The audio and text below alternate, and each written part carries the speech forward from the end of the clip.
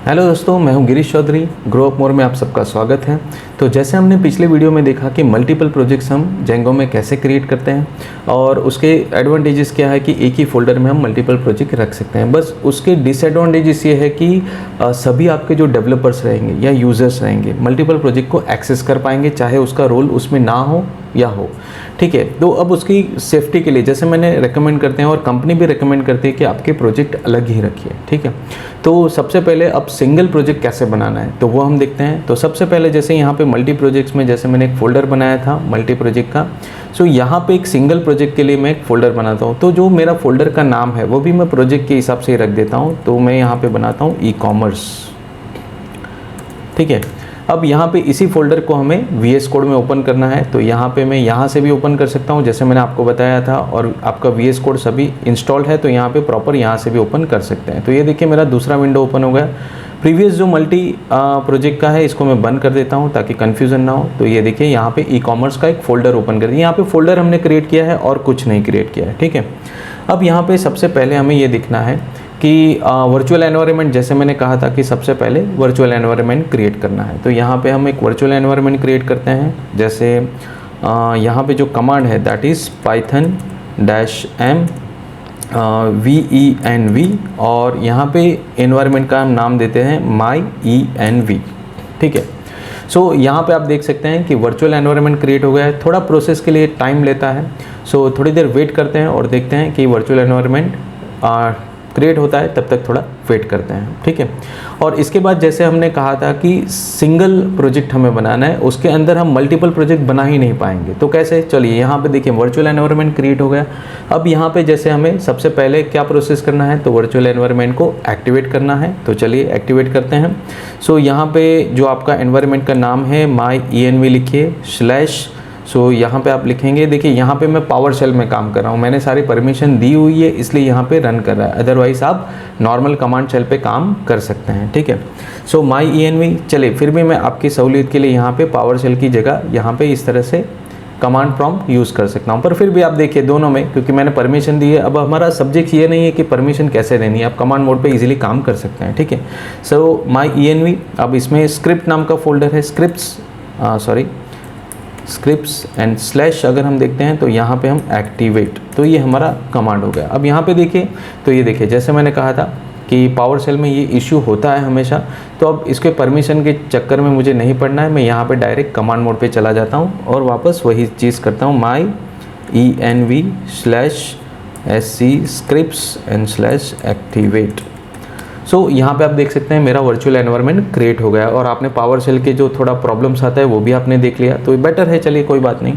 सो यहाँ पे e commerce activate हो गया। अब सबसे पहले जैसे मैंने यहाँ पे नया प्रोजेक्ट है और जो हमारा एनवायरनमेंट है वो भी क्रिएट हो गया है, तो सबसे पहले हमें फ्रेमवर्क इंस्टॉल करना है। ठीक है, सो pip install Django। सो यहाँ पे हमारा वर्चुअल एनवायरनमेंट एक्टिवेट होने के बाद जो फ्रेमवर्क हमें इंस्टॉल करना है वो भी इंस्टॉल हो गया है। सो यहाँ पे जस्ट थोड़ा बहुत टाइम लेता है, बहुत ज़्यादा नहीं, जस्ट हार्डली 30-35 सेकेंड्स, तो उतने में तो ये हो जाता है। ठीक है, तो थोड़ा वेट करते हैं यहाँ पे। सो इसमें सब प्लस पॉइंट यही है कि हमें सिर्फ एक ही प्रोजेक्ट यहाँ पे इसमें क्रिएट करना है, उससे ज़्यादा हम यहाँ कर भी नहीं पाएंगे। देखिए वहाँ पे जो प्रीवियस वीडियो में जो वार्निंग थी वही है कि आपका जो pip इंस्टॉलर है वो पुराना है। ठीक है, अभी तो मुझे कोई प्रॉब्लम नहीं है इससे। सो बेसिकली हमारा Django फ्रेमवर्क भी यहाँ पे इंस्टॉल हो गया है। तो अब यहाँ पे हम इंस्टॉल करेंगे कि नया प्रोजेक्ट हम बनाते हैं। तो सपोज़ यहाँ पे हम प्रोजेक्ट बनाते हैं that is Django admin start project. अब देखिए यहाँ पे मुझे ई कॉमर्स नाम का ही प्रोजेक्ट बनाना है और फोल्डर भी मेरा ई कॉमर्स है। ठीक है, तो फोल्डर तो ऐसे ही मैंने बनाया था, पर मैं नाम वही लिखता हूँ e commerce.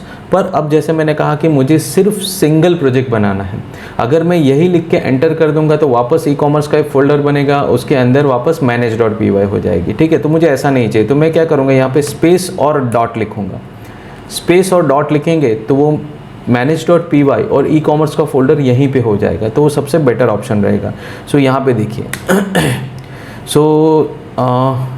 Sorry spelling mistake है जेंगो में, तो ये स्पेलिंग में थोड़ा रिपेयर कर देता हूँ।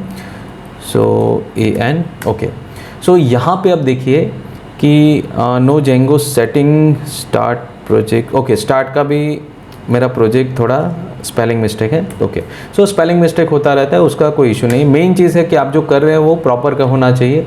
तो यहाँ पे देखिए ई कॉमर्स का मेरा यहाँ पे फोल्डर बन गया, manage.py भी यहीं पे बन गया। अगर मैं डॉट नहीं देता तो क्या होता कि यहीं पे एक फोल्डर बनता, उसके अंदर वापस उसी नाम का फोल्डर बनता और फिर वहाँ पे manage.py करता। देखिए अभी मैं एक और प्रोजेक्ट ट्राई करता हूँ नॉर्मल बनाने का, तो ये बन जाएगा। देखिए यहाँ पे मैं अगर मैं लिखता हूँ ई ट्रेडिंग और डॉट नहीं देता हूँ, देखिए डॉट नहीं दे रहा हूँ, तो ये क्या होगा, ई ट्रेडिंग का फोल्डर बना देगा, उसके अंदर एक और ई ट्रेडिंग का फोल्डर होगा और यहाँ उसके साथ मैनेज होगा।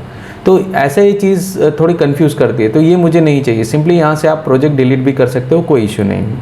पर अब सपोज यहाँ पे सिंगल प्रोजेक्ट बन गया है ई कॉमर्स, वापस इसी लेवल पे मैं ई प्रोजेक्ट बनाना, एक सिंगल प्रोजेक्ट बनाने की ट्राई करूँगा, तो क्या होगा, यहाँ पे ऑलरेडी manage.py बनी हुई है, तो वो मुझे बनाने नहीं देगा। तो ये सबसे बड़ी इशू आएगी। देखिए आप देख सकते हैं, अभी मैं आपको बताता हूँ।